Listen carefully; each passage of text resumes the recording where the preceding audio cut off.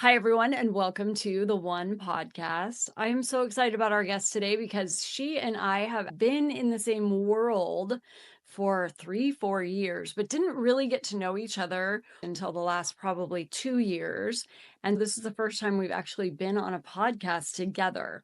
The Woohoo. one thing that I would like to point out about her is before I knew her personally, I knew of her because this is one of the kindest, most loving people I've ever seen online.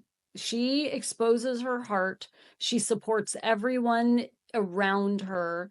She's just one of those people that cheers you on and you always want in your corner. What I love is she's taken that big heart and has now started life coaching and taking on clients, bringing them into her world and helping you to rise into the best version of yourself. So this is Sandy Nelson.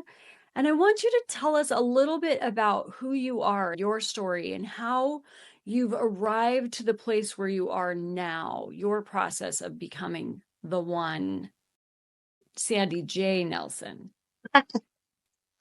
Okay, thank you. Thank you so much for having me, Lisa. You're just as beautiful and big heart and takes one to know one Right. seriously because I see you encouraging everybody else just like me. And I'm just so excited to be here and dive into this conversation with you. I am so excited. And it's a sisterhood and that to tell you the truth, that's one of the things. And I just want to say thank you for Well, inviting me I here. love having you. I love it.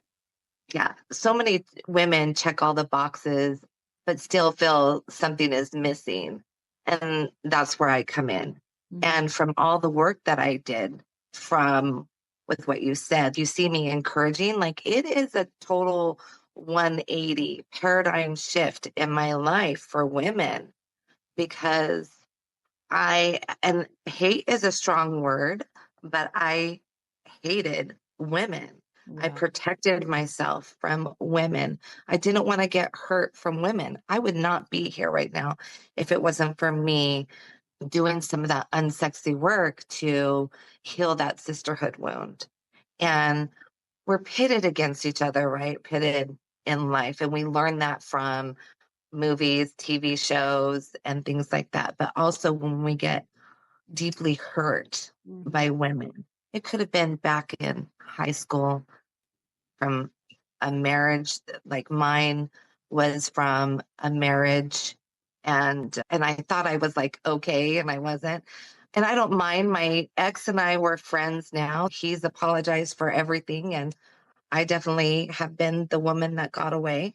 Mhm. And but we could still be friends and learning that too. Yeah. Learning that we were young but I had friends back then that were I thought they were my friends, and I Mhm. had to learn how to heal that too because I was betrayed by my ex and then betrayed by friends with him. Like, he had a whole harem. I remember, we went to a S Super Bowl game and finding everybody at that table he was with. Oh, this is because I was going to ask, can you track back to where? Because sisterhood wounds, for those of you who haven't officially heard that term, it's those wounds that we carry where, like you were saying, it could go all the way back to elementary school. It could be where you wanted to be friends and wanted to be popular and you weren't accepted. Or it could even track back to one specific friend that you were betrayed by or that made fun of you. And high school can be brutal. Everybody Mhm. wants some level of acceptance. I didn't grow up with sisters, so I related to boys more than I Me too. girls, and building relationships with girls was a whole new thing. I don't remember struggling in high school, but in college, going and making all new friends from all over the country, it was a new thing for me how girls related to each other. I was like, that's how girls do that? That's weird. Boys do this. But she's talking about issues as you're older. And so you had specific sisterhood wounds that you recognized, and then you realize, okay, this is a thing. I've got to work on this. How did you, number one, recognize, okay, I think this is holding me back? And then what was your thought process and actions that you started to take to walk into that, to face it, and to get over it? Oh god, I slipped into a deep depression, but that time slipped into deep depression, but I pulled myself out of it. And back then, to tell you the truth, when that happened, it was crazy. I was like, oh, okay, maybe he could still be with them and then he'll come back to me. I was really a doormat almost. And before I married him, I was not a doormat. I was on the road to be, I don't know, not a rock star, but Super um, confident, very happy. yeah, Yeah. yeah. Okay. And so then I was the one that I remembered who I was. Ooh, And then I was like, okay, I'm going to be the one that got away.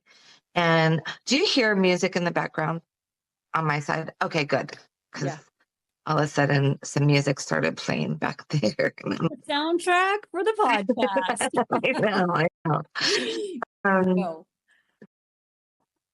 Okay, and that that was a good was, point. While you're on that thought process, how did you recognize or what made that shift in your head where all of a sudden you're going to be the one who got away?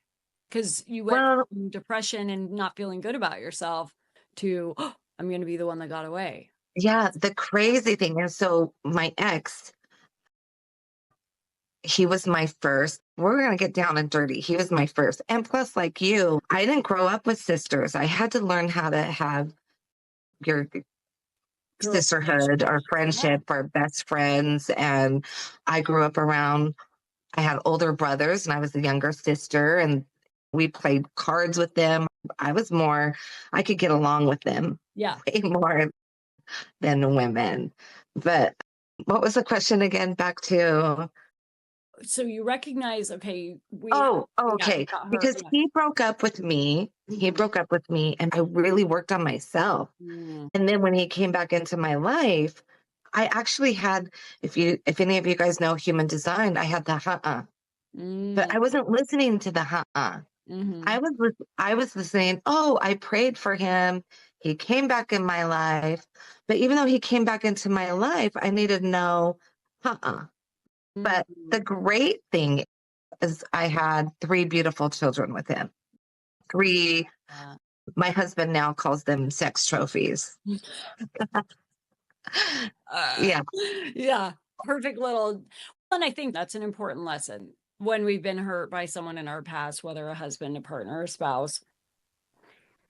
Clearly, gifts came from that. I believe that's what every relationship is for, is to be able to take the growth that we experience while we're in it and then look back on that. We're all human. We're all going to make mistakes. A lot of us don't intentionally hurt each other, but we put our needs first and it ends up hurting someone. But if we can look back and recognize, yeah, because of that, I have these three great kids, anything's worth that. But I love that you were like, okay, there's a part of me that now recognizes again, okay, I got hurt, but I am the one, I'm going to be the one who got away. Yeah. And I can move forward from this. I can look at the gifts of this and start moving back into, all right, I am the one who got away. I am the one who is moving forward with my life.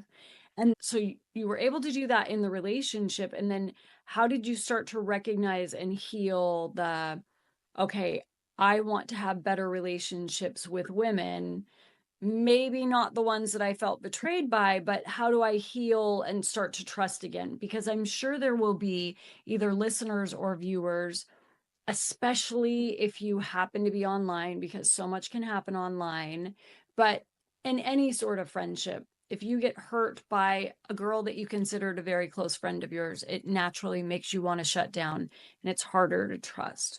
What in you allowed you to start trusting again? And then what were some of the steps that you took in order to do that? Okay. Love this. Love this question. So we got to fast forward to my marriage now. Mm. I didn't realize I was holding on to that. And I played like such a totally different person now. Like I felt like I had to be tough and I was tough and I was going to have this wall up, and more of the fighter in me came out, that masculine. Mhm. And then when it was the bad economy time, I slipped back down into a deep depression, Okay. not from my husband, from myself, from not having that self love for myself. I stopped working on myself. I started blending in and Mm. pleasing everybody, being the people pleaser, wanted everybody to like me. Probably is probably part of my fifth line, but also coming from the abandonment issues and stuff like that, just wanting to be liked. Yeah. And when I saw myself depressed, I was looking for emotional intelligence, and I found our mentor, Melanie Ann Lair. And I didn't know that I had that sisterhood wound that needed to be healed. Oh. And I remember messaging because we did, remember, you've done it, the femme fatale, which Mhm. was life changing.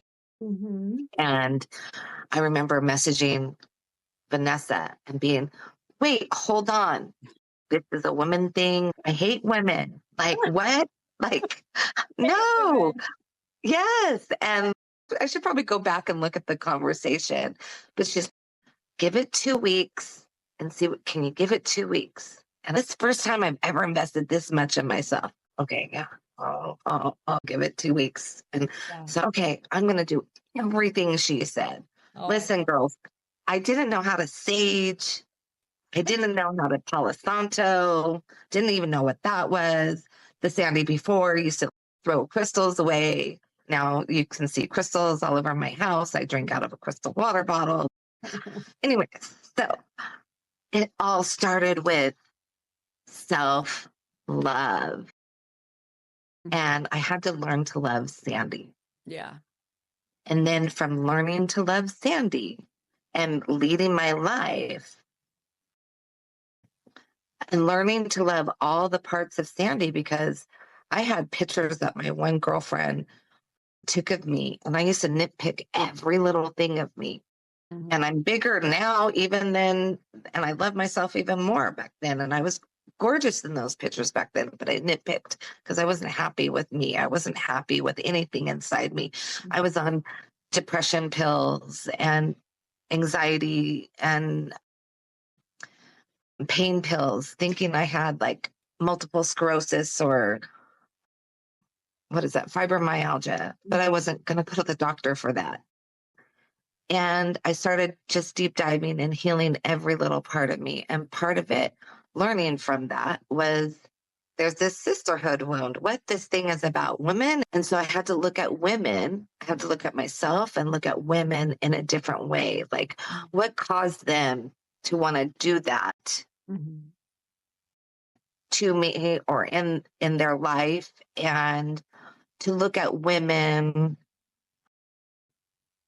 Look, we all have our issues, right? We all have our things, and learning how to love them through a different lens, because I love Sandy through a different lens. Mm. And just it was an awakening for me. And then I started just leading my life. I am the one. And I started leading things differently, doing things differently with everything. And I just now, you could have bet $1 million that I wouldn't have ever been who I am now. I would have bet you back then. It's so true. If anyone is coming across this and feeling dissatisfied, unhappy, I think it's important to recognize it has to be a good look at yourself. Why am I being so rough and hard on myself? Why am I not nurturing and caring for myself? I know we're not taught this, but when you really think about it, the more you truly put yourself first, not in a selfish fashion, but to care for and nurture yourself, the faster you will naturally radiate differently. So if you recognize I have not been loving to myself, and what does loving to myself mean? For a lot of people, that might be different. When I was first learning, I had a lot of self judgment, a lot of insecurities. And I remember thinking, okay, the way for me to stop being like this is to think of myself as two separate things. There's the Lisa on the inside, which I grew up religious. So I used to call that my spirit. And then later in life, I called it my soul. And so I loved the Lisa on the inside, but I didn't love the Lisa on the outside. I was super critical of the outside. And so I started thinking, okay, I'm going to recognize that I have this body that's carrying around this soul, and why am I not treating this body with more love and more kindness? Why am I looking at it in the mirror and being so critical? Sweet heavens, it's taking care of me every day. Am I fueling it well? Am I treating it kind? Am I moisturizing it? Am I giving it enough water? Am I eating foods that actually help my organs function better? Or am I going to just sit here and be mean to it because it's getting fatter and I'm not even working it out? What am I expecting when I put donuts and pizza in and I don't take it for a walk? Like, what am I expecting? And then I'm going to cry Right. a bit. So I started treating my body separately than my soul so that I could realize how mean I was being and how I was picking at it. And yet it was my responsibility to take care of it. And then I started thinking, okay, I'm going to show it more love. And if I show it more love, then I started to recognize that whole oneness of, okay, I'm going to be more loving to me. And the more loving you are to yourself, the more you actually do really start to process and feel and naturally express more love. I think in recognizing, okay, I might not trust a lot of other people, whether it's women or men, because I'm sure there'll be men that come across this that are like, I don't have a sisterhood wound, but I certainly don't trust a bunch of men either. I think if we can recognize the humanness in all of us, most people don't come at us to hurt us. Most people are hurt on some level and they don't know what to do with that hurt. And so they're trying to figure out either one, they've learned a reaction to put themselves first. And that means I'm going to do what's best for me. And it might appear that I'm attempting to hurt you, but I'm just trying to get my needs met. Or they've guarded themselves from being trusting, but we're all human. So the more you can love yourself, the more compassionate you can look at others from a helicopter view and recognize, you know what, they've probably got some pains. They've probably been hurt. Who on this planet has not been hurt? Every single one of us has on some level. So if we can recognize, you know what, I've been hurt and betrayed, pretty much every person I'm going to see today has been hurt and betrayed, and we all chose to behave differently from that. Some have found resources like a mentor and a coach or a community to put themselves in. Some have read books. Some aren't ready. They don't feel ready to search for that. I love that you started to recognize I need to get back to loving Sandy, and I want to start having more resources for my self expansion. Then you end up in communities of women, which can be challenging. Okay, I'm going to see if I really can trust myself to navigate this well when everybody may not feel like being loving and kind. And then being able to say, okay, now I feel a lot more grounded in who I am. So I'm going to start serving other women on how to do this. That's the Yeah. best coach out there, is someone that's embodied their own life challenges, expansion, and then comes up with, hey, I've navigated it. I'm here to help you do it. And I'm going to be navigating in the future new things that I haven't even expected that are coming. But I'm solid enough in myself to be able to navigate that so I can help you with the unexpected as well. You were like frozen in time. I'm all, we'll just wait. It's going to get. You two, you're like, Uh, okay. So, talk a little bit about how you went from I've recognized I'm in a better place. I'm feeling so solid in myself.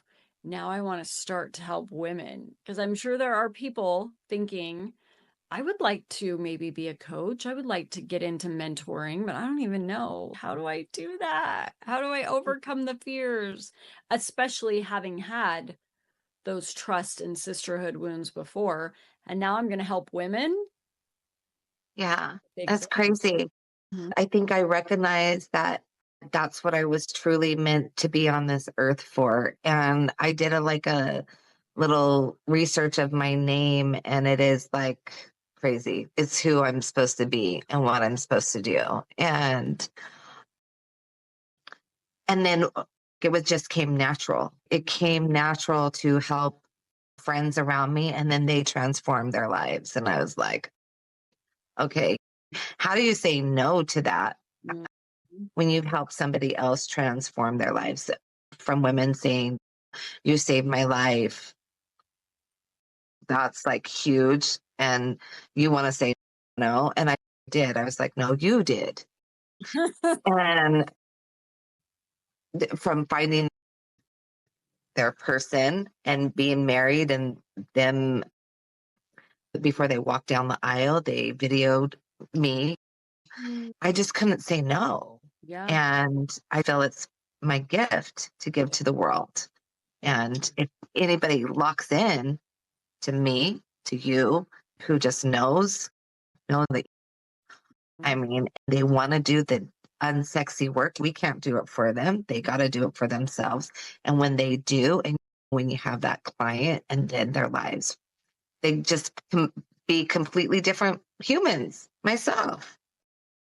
So for those that are listening, what would you say is a first step to actually starting to transform? Yes, definitely. There's so many resources out there. You should find Sandy, and we'll have her say everywhere you can find her. But a first piece of, okay, here's something you can actually do today to start really getting into that self-love, that self-belief, really starting to feel the possibilities of your expansion of what's ahead, that you could accomplish your dreams. Yeah. I think that there's a version of you that's wildly in love with life, and you just need to invite her in. Mm, And she's in there. mm, And also lock in the gratitude. yes. Gratitude was a major foundation for myself that changed the way I looked at everything in my life. I had all these sticky notes of all the bad things, maybe, of in my life. The shows and everything teaches you that. Oh, and then let's get with this girlfriend and talk about our husbands. And oh, they're not doing this and they're not doing that. From getting changing that to the gratitude and seeing all the things that they do, or all the things in life for yourself. You got, like, at night, this is one thing I did. You can do 3, you can do 1. I did 7, and I did a gratitude journal before I went to sleep. And I really feel before you go to sleep, it's going to lock in, it's going to change some things in you. Mhm. And do it for 30 days. And you could keep doing it if you want. But Yeah. I really felt that was the major shift and change. And then the loving Sandy, finding what Sandy likes, what Sandy loves, and showing the world how to love Sandy, Mhm. how to love Sandy. And I remember buying my first set of flowers to Sandy, to myself. Mhm. Mhm. And I Mhm. had them delivered, and I had, you are worthy. Oh, I And love I that. tell my clients to do the same thing. You are worthy. If you want fresh flowers, you know, or you want your man to buy you fresh flowers, what do you want in life and Yeah. love? What do you want? Yes. Start showing the world what you want and what you like and what you love. Find her inside you. She's there, Yeah. and listen to her. Mhm. I love that idea of gratitude before bed. I remember doing a gratitude challenge with myself, but I had to make sure there were no repeats. So I was, all right, Ooh. you don't get to repeat. So you got to look for new things. And you start to get 10, 13, 15 days in, and you're like, wait a minute, I don't know. And so you really do. Like you start, I'm really grateful for this pin. But it does. And especially before bed, because you're right. Bedtime, if you can do it before bed, you're setting your brain and you're calming your body into a nice, grateful place. And that's where your body and your mind rejuvenate itself. So why not end your day with at least one, preferably 3, or if you're an overachiever like Sandy, 7 things that you are grateful for, and try that. Try it at least 10 days. Try for 30 days. You can break habits with 21 to 30 days. So if you can start planting those seeds, it's such a phenomenal place to start. And then find Sandy and she can help you. Where are you on social media? What are your favorites? Okay, so Sandy J. Nelson. I have to have the J because somebody already has Sandy Nelson. So I have to have the J. So find Sandy J. Nelson on Facebook, on Instagram, Sandy J. Nelson 11111. You know, it's Angel. angel numbers. Yes. And then I have a podcast with my girlfriend called Naked and Feral. And we talk about real girl talk. Like she's an intimate sex coach and girl, she does not hold back. She's funny. I'm more of the hold back, probably. No. Professional, polished, and that's so fun. Naked and Feral and Sandy Ah, J. Nelson everywhere. Find her. And then my favorite thing to ask people at the end of these is considering the woman that you are today, where you're at, what you've gotten to, and what you feel might be ahead for you, how would you end this sentence? I am the one who. I am the one who leads my life. I love And yeah, and you could just leave it at that. And our mentor says, we lead and the universe follows. it. And I find that to be so true with loving ourselves, the gratitude, and we show others our whole, anybody who's close to us, they're watching. And then I just got a message from my daughter the other day, and she said, you inspire me. Mm. And if I wouldn't have said, okay, nobody else can change, I can't change everybody else. Can't change everybody else. The only one I can work on is me. Yeah. And I did it like the college course of my freaking life. And now I love beautiful women. I don't hate them. Love you, Lisa. And the words you said about me in the very beginning, ugh, you probably couldn't have said that before. I never knew a version of you that wasn't that. So my whole experience of you has been that. I loved that we're ending with you hearing from your daughter that she inspires you, because I'm sure every parent out there would love to receive that. And Yeah, isn't that one of the greatest acknowledgments and appreciations of all time, is to have your child be impressed by, inspired by, and proud of you? And I think that's what you do. That's who you are. And so I hope that people come and find you, listen to her podcast, check her out on Instagram and Facebook. And I have thoroughly enjoyed having you. This has been such Lisa, a gift. thank you so much. And I hope to do it again, or you come on our podcast. We're open. So Yes, Naked and Feral. That's hilarious. It's so good. Okay, thank you, everyone. We will see you again soon on the One Podcast.